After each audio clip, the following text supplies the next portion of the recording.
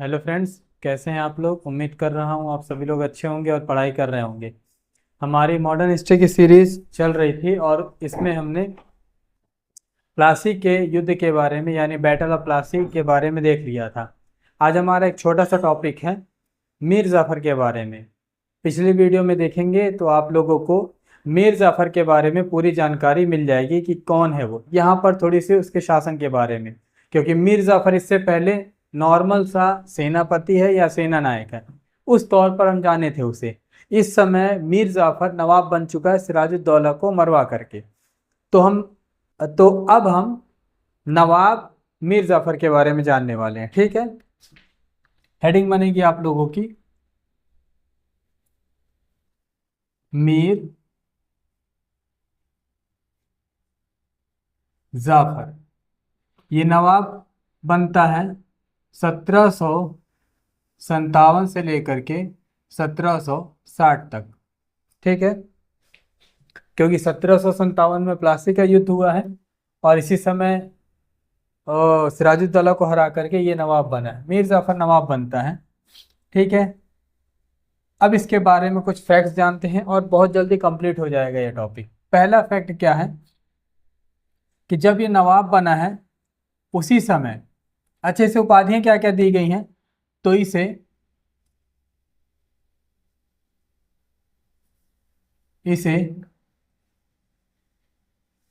Clive की कठपुतली भी कहा गया है, साथ में इसे क्लाइव का गधा भी कहा गया है, इसे क्लाइव का गीदड़ भी कहा गया है और इसे सबसे अयोग्य शासक भी कहा गया है बंगाल के नवाबों में से। ठीक है, ये चार बहुत बेहतरीन उपाधियां मीर जाफर को मिली हुई हैं। ठीक है, जब ये गद्दी पर बैठा है यानी इसका नवाब बनना और नवाब के पद से हटना, नवाब बनना प्रथम क्रांति कहलाई है बंगाल की।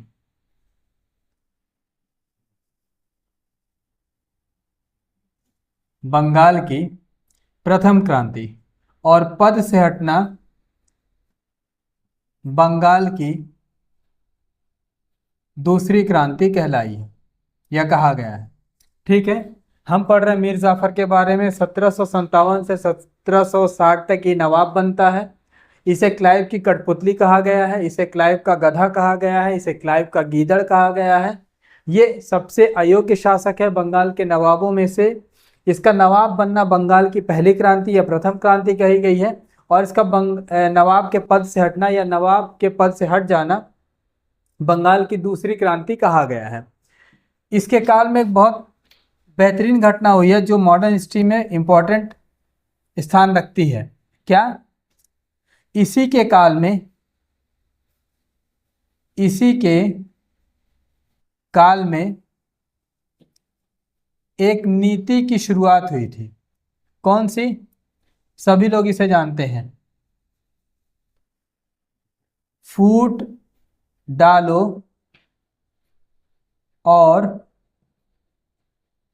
शासन करो नीति, डिवाइड एंड रूल। इस नीति की शुरुआत इसी के काल में हुई है, मीर जाफर के। इसे देखेंगे क्यों ऐसा कहा जा रहा है। ठीक है, चलिए अब थोड़ी कहानी शुरू करते हैं। ये हुआ था कुछ फैक्ट्स, कहानी देखते हैं। जब ये नवाब बना है, ठीक है, देखिएगा, कहानी को सुनिएगा, ध्यान में रखने की कोशिश करिएगा।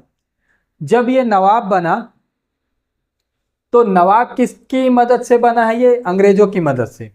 अंग्रेज इसकी मदद क्यों किए थे? क्योंकि ये कुछ शर्तें अंग्रेजों से किया था कि अगर मैं नवाब बन जाता हूं तो आपकी इन इन बातों को मैं मानूंगा या ऐसी ऐसी सुविधाएं मैं आपको बंगाल में दूंगा। अंग्रेजों ने इसी वजह से इसकी मदद की थी और इसे नवाब बनाया था। जब ये नवाब बन गया तो अंग्रेजों को जो जो बातें ये बोला था वो सारी बातें मान गया, वो सारी सुविधाएं देने लगा। कारणवश अंग्रेजों ने इसका पूरी तरह से इस्तेमाल किया और एक समय ऐसा आ गया कि अंग्रेजों ने बंगाल के खजाने को पूरी तरह से खाली कर दिया।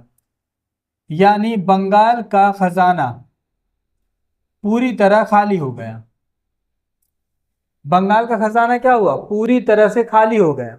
अब जब खाली हो गया तो यहां पर दो अंग्रेज हैं, एक है रॉबर्ट क्लाइव और दूसरा अंग्रेज है वॉटसन।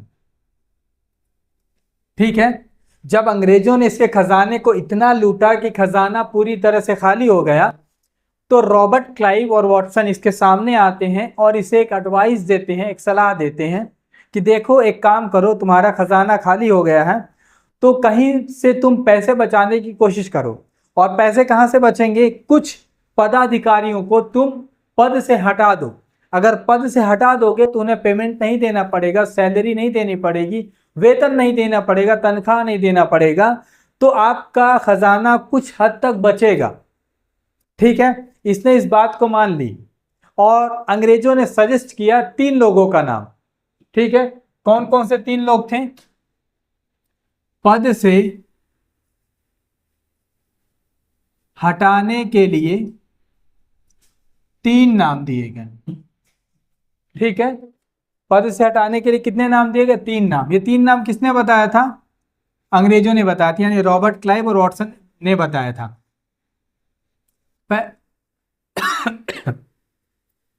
पहला नाम युगल सिंह, दूसरा नाम राम नारायण और तीसरा नाम राजा राम। युगल सिंह पूर्णिया के नवाब, यानी बिहार का एक छोटा सा एरिया वहां के नवाब। राम नारायण पूरे के पूरे बिहार के नवाब और राजा राम जो थे वो उड़ीसा के नवाब थे। उड़ीसा के नवाब थे। अंग्रेजों ने यानी रॉबर्ट क्लाइव और वॉटसन ने कहा कि तुम्हारा खजाना खाली हो गया। हालांकि लूटा इन्होंने ही था। लूटने के बाद कहा कि तुम्हारा खजाना खाली हो गया तो तुम कुछ गवर्नरों को उनके पद से हटा दो, और उन्हें पद से हटा दोगे तो पेमेंट नहीं देना पड़ेगा। पेमेंट नहीं देना पड़ेगा तो खजाना बचा रहेगा। और इन्हीं लोगों ने इनका नाम सजेस्ट किया, युगल सिंह का, राम नारायण का और राजा राम का। इनको पद से हटाने के लिए मीर जाफर आगे आया, यानी अनाउंस करवा दिया कि इन लोगों को पद से मैं हटा रहा हूं। क्यों? क्योंकि खजाना खाली हो गया है, पेमेंट नहीं दे सकता हूं। सजेस्ट किसने किया था? सलाह किसने दी थी इन लोगों को निकालने के लिए? रॉबर्ट क्लाइव और वॉटसन ने। जब ये निकालना शुरू कर दिया, अनाउंसमेंट कर दिया मीर जाफर कि इन लोगों को मैं नौकरी से निकाल रहा हूं, तो इससे पहले रॉबर्ट क्लाइव और वॉटसन ने क्या अफवाह फैला दी बंगाल में कि देखो ये जो मीर जाफर है, ये हिंदू विरोधी है। क्यों? क्योंकि ये केवल खजाना अगर खाली हो चुका है और खजाने का पैसा बचाना चाहता है तो इसे क्या करना चाहिए था? सभी धर्मों के या सभी तरह के लोगों को नौकरी से निकालना चाहिए था। ये केवल हिंदू गवर्नरों को नौकरी से निकाल रहा है, अर्थात ये हिंदू विरोधी नवाब है। अंग्रेजों ने सलाह दी इनको निकालना है। अंग्रेज ही अफवाह फैला रहे हैं कि देखो हिंदुओं का विरोधी है। अब जब ऐसी अफवाह फैला दी बंगाल में तो बंगाल की जनता इसके खिलाफ हो गई, इसके खिलाफ विद्रोह करने लगी। और जब मीर जाफर के खिलाफ विद्रोह करने लगी तो फिर से, अब तीसरी बात, रॉबर्ट क्लाइव और वॉटसन फिर से सामने आते हैं और बोलते नहीं नहीं ऐसा मत करो, ये गलत बात है, तुम्हारा नवाब है, हम इसे समझाते हैं। तो जनता को इन्होंने समझाया, इन दोनों ने, और मीर जाफर को भी समझाया कि नहीं नहीं आपको ऐसा नहीं करना चाहिए। अगर निकालना है तो सभी धर्मों के जो पदाधिकारी हैं उनको निकालो, केवल हिंदू धर्म के गवर्नरों को क्यों निकाल रहे हो? तो अब देखो सलाह यही दिए हैं, अफवाह यही फैला रहे हैं और आपस में बीच बचाव करने का काम अंग्रेजी कर रहे हैं। ठीक है, अब जनता की नजर में रॉबर्ट क्लाइव और वॉटसन यानी अंग्रेज ऐसे हो गए कि ये जनता के बारे में सोचते हैं। देखो समझौता करा दिए और मीर जाफर को ये लोग विलन बना दिए, खलनायक बना दिए। ठीक है, यहां तक की कहानी अभी समझ में आई। अब देखिएगा लोगों के बीच ये तो बात फैल गई। अच्छा, जब इतनी सारी चीजें हो रही, देख रहे हो नवाब का खजाना अंग्रेज खाली कर दिए, नवाब को ये सलाह दे रहे हैं कि किन किन गवर्नरों को निकालना है, फिर नवाब को मना कर दिए कि तुम ऐसा मत करो, तो नवाब मान गया। इससे कंक्लूजन निकल करके आता है या निष्कर्ष निकल करके आता है कि नवाब कितना मजबूर है कि किसी भी तरह का डिसीजन नहीं ले सकता। दूसरा निष्कर्ष क्या निकल करके आता है कि बंगाल की राजनीति में अंग्रेज किस हद तक हावी हो चुके हैं, किस हद तक डोमिनेट कर रहे हैं वहां की राजनीति को, या किस हद तक हस्तक्षेप कर रहे हैं, इंटरफेरेंस अपना दिखा रहे हैं बंगाल की राजनीति में। ठीक है, यहां तक की कहानी समझ में आ गई। ठीक है, स्क्रीनशॉट ले लीजिए इसका, फिर आगे बढ़ते हैं। अब देखिएगा यहां तक की बातें आप लोगों को समझ में आ गई होंगी। 25 फरवरी 1760 ये डेट याद रखेंगे। फिर इसके बाद से मई 1760 ये डेट याद रखेंगे। फिर 1 जुलाई 1760 ये डेट याद रखेंगे। और फिर 27 सितंबर 1760 ये डेट याद रखेंगे। 25 फरवरी 1760 को क्लाइव कहाँ चला जाता है? इंग्लैंड चला गया। क्लाइव इंग्लैंड चला गया। क्लाइव उस समय गवर्नर है बंगाल का। ठीक है, तो क्लाइव के जगह एक कार्यवाहक गवर्नर नियुक्त होता है। कार्यवाहक गवर्नर कौन नियुक्त होता है? हॉलवेल। हॉलवेल क्या होता है? एक कार्यवाहक गवर्नर नियुक्त होता है। यानी अभी ये परमानेंट गवर्नर नहीं है। जब तक कोई नया गवर्नर अपॉइंट नहीं होता तब तक ये कार्यवाहक यानी एक्टिंग गवर्नर रहेगा, हॉलवेल। ठीक है, 1 जुलाई 1760 को नया गवर्नर या जिसे हम कह सकते हैं स्थायी गवर्नर नियुक्त किया जाता है। किसे? स्थायी गवर्नर बनकर के आता है एक व्यक्ति जिसका नाम है वेंसीटार्ड। वेंसीटार्ड ये स्थायी गवर्नर बनकर के आता है। ठीक है, जब स्थायी गवर्नर बनकर के आ गया वेंसीटार्ड, तो हॉलवेल बोलता है कि देखो बंगाल की शासन व्यवस्था खराब हो गई है। बंगाल की शासन व्यवस्था खराब होने का कारण यहाँ का नवाब है, यानी मीर जाफर यहाँ का नवाब है। वही ऐसा व्यक्ति है जो डील नहीं कर पा रहा ना जनता से ना हमसे, यानी वो खराब अयोग्य शासक साबित हो रहा है। तो आप क्या करिए, मीर जाफर को पद से हटा करके मीर कासिम को नवाब बनाइए। यानी मीर कासिम को नवाब बनाने के बाद हॉलवेल वेंसीटार्ड से करता है, यानी जो कार्यवाहक गवर्नर था वो स्थायी गवर्नर को सजेस्ट करता है कि मीर कासिम को नया गवर्नर बनाया जाना चाहिए मीर जाफर की जगह। जो वेंसीटार्ड है इसको ये आइडिया बहुत ज़्यादा पसंद आता है, खुश हो जाता है ये, और क्या करता है 27 सितंबर 1760 को मीर कासिम को नवाब बना दिया जाता है। मीर कासिम को नवाब बना दिया गया। मीर कासिम कौन है? ये दामाद है।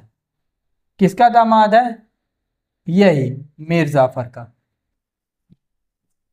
ठीक है, मीर जाफर जो सिराजुद्दौला को धोखा दे करके षड्यंत्र करके गद्दी पर बैठा था, उसी मीर जाफर को धोखे के द्वारा अंग्रेजों ने गद्दी से हटा दिया। जैसा बुरा काम था वैसा बुरा रिजल्ट मिल गया। ठीक है, आप कितना भी किसी के साथ मिल करके षड्यंत्र करते रहिए, आपको उस षड्यंत्र का रिजल्ट बाद में खुद मिलेगा। ये यहाँ पर दिखाई दिया है मीर जाफर के साथ। मीर जाफर कितना षड्यंत्र किया, सिराजुद्दौला को हरवा दिया, सिराजुद्दौला की हत्या करवा दी, उसके बाद से गद्दी पर बैठा है और 3 साल देखो गद्दी पर बैठ रहा है। 3 सालों के अंदर उसे गद्दी से हटा दिया गया। हालांकि ये एक बार और गद्दी पर बैठेगा और गद्दी पर बैठने के दौरान यानी शासन करते के दौरान ही इसकी मृत्यु भी होगी। ठीक है, तो अभी 27 सितंबर 1760 को मीर कासिम को बंगाल का नवाब बना दिया गया। इतनी कहानी आप लोगों को समझ में आ गई। ठीक है, क्या क्या बोला मैं? मीर जाफर 1757 से 1760 तक नवाब बना है। इसका नवाब बनना बंगाल की प्रथम क्रांति कहलाई है। बंगाल और इसका नवाब पद से हटना बंगाल की दूसरी क्रांति कहलाई है। इसे क्लाइव का गधा, क्लाइव का गीदड़, क्लाइव की कठपुतली कहा जाता है। पूरे बंगाल के नवाबों में सबसे अयोग्य शासक है। इसी के काल में फूट डालो शासन करो नीति की शुरुआत हुई थी, यानी डिवाइड एंड रूल की शुरुआत हुई थी। कारण क्या है? क्योंकि हिंदू मुस्लिम के बीच विवाद फैला दिया था अंग्रेजों ने। अंग्रेजों में यानी रॉबर्ट क्लाइव और वॉटसन ने क्या कहा था कि खजाना आपका खाली हो गया है, इसके लिए आप कुछ लोगों को नौकरी से निकालिए। नौकरी से निकालने के लिए उन्होंने नाम सजेस्ट किया था 3 लोगों का, युगल सिंह, राम नारायण और राजा राम। युगल सिंह पूर्णिया के नवाब, राम नारायण बिहार के नवाब और राजा राम उड़ीसा के नवाब।